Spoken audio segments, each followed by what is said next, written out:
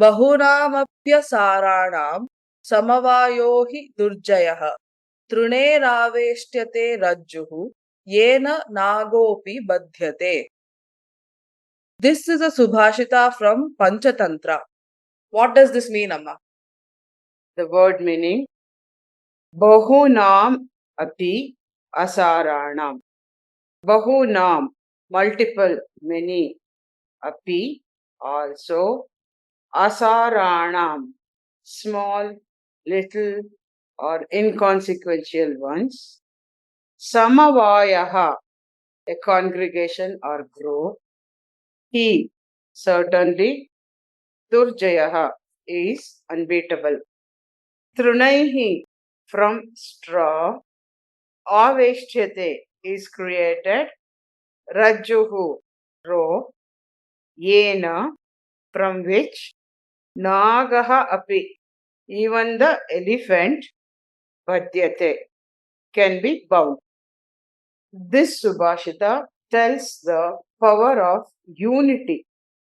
The translation is this: if the beings or things are very small and inconsequential, but if they are in great numbers, they still amount to something mighty and are unbeatable. The example given: a row is made out of the inconsequential straw, but from this, even an elephant can be bound.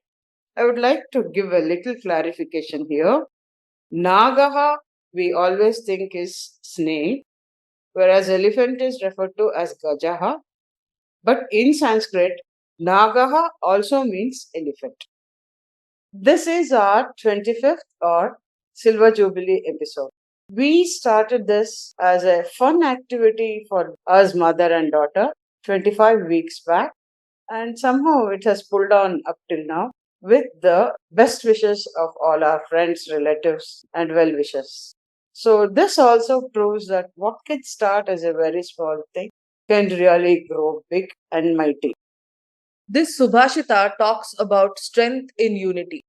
While we are recording this episode on the 10th of September 2023, the G20 summit is happening in New Delhi. It started yesterday, that is the 9th of September, and is going to end today. The G20 is a forum where some of the most influential countries have come together to discuss economics and try and maintain financial stability, mitigate climate change, and bring about sustainable development all over the world. India is the current president, and that's why this summit is hosted in New Delhi this year. It's the first time the G20 summit has been hosted in South Asia. The theme for this entire year has been Vasudaiva Kutumbakam, which gets translated as one earth, one family, one future.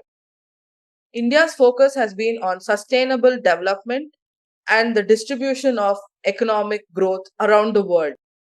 So, G20 or Group of 20, what is it? It's 20 member countries, 9 guest countries, and 14 international organizations. Well, actually, now it's a misnomer because yesterday South Africa was accepted as a new permanent member. So it now should become G21. Maybe they'll change it. The countries in the G20 contribute 75% of global exports and represent 60% of the global population. Hence, they can influence the rest of the world. Apart from all the diplomatic wins that India has had during this G20 summit, there's a controversy brewing, the Bharat controversy. Our president and prime minister, instead of saying that they are from India, they have been saying they are from Bharat throughout this summit. And that has given rise to a lot of discussions. Actually, Article 1 of the Indian Constitution starts like this: India, that is Bharat, shall be a union of states. This means that the name India or Bharat may be used alternatively and with equal respect and prominence.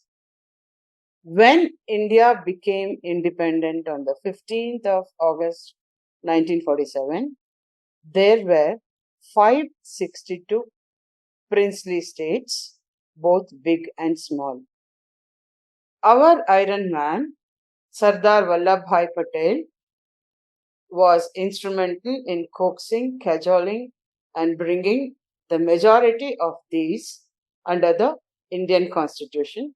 Some of these princely states went to Pakistan. Sardar Vallabhbhai Patel has been honored in the massive Statue of Unity. Currently, India has 28 states and 8 union territories.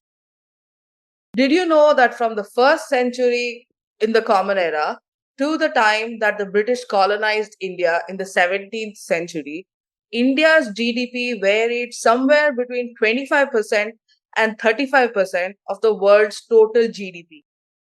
We're talking about the undivided India or Bharatavarsha. For comparison, all of the G20 member countries put together today make up 85% of the global GDP. The British looted India and made it drop to 2% by the time they were ousted from India in 1947. But now again, India has become the fifth largest economy, overtaking the UK. This is the power of the unity of states. Let's remember here the story of Lech Walesa of Poland. He was a very ordinary electrician working in the Polish shipyards who were oppressed, denied food, and subjected to all kinds of miseries by the then ruling Polish Communist Party. He congregated the workers, who at that point hardly had any power.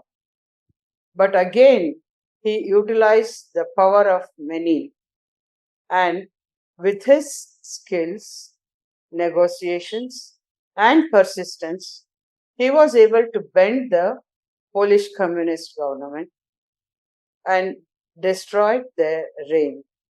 Eventually, he even became the president of Poland between 1990 and 1995. Here we see the power of the downtrodden who, in numbers, could bend a mighty government and create their own. The power of numbers is something that is very well known in the animal world as well. You'll see this in most herding species. Buffaloes are known to form a circle, putting the young and the weak at the center and the stronger individuals occupying the periphery. Alone, they may not stand a chance against a pride of lions, but together they can shoo them away. Starting small and growing big is also illustrated in this story. A boy on a farmland had a small calf. He was encouraged by his father to lift that calf above his head every single day. The boy grew and so did the calf. As the boy regained more and more strength, he was able to almost lift a big bull. This is the power of starting small and growing big. I want to bring our attention back to the part of this Subhashita where it says that an elephant is tied with a simple rope made from straw. How is that possible? Don't you think this is just a mental block? Actually, it is, because as a young calf, the elephant is trained by being chained with heavy chains. So, over time, it starts to believe that whatever is tying it is more powerful than it can free itself from. As an adult, now the same behavior is continuing, and the elephant does not believe it can free itself from this simple rope. This is the power of a mindset. If it were to try, it could just escape at will. As we said earlier, this Subhashita is about the power of small things when kept in unity. This year's theme of G20 is Vasudaiva Kutumbakam. So let me end with a very commonly recited Shanti mantra. Sarve bhavantu sukhinah, sarve santu niramayaha, sarve bhadrani pashyantu, ma kaschit dukkha bhag bhavet. Which means let everybody be happy, let everybody be fearless, let everybody receive good things all along, and let no one get any misery or sadness. One of the earliest Subhashitas that we covered was Kshanashaha Kanashaschaiva Vidyamartham cha sadhayet. There too, we were talking about accumulating learning and wealth in small quantities and over time. That is also an example of how small, inconsequential things add up to a lot. What are your thoughts about this? Let us know in the comments. See you in the next episode.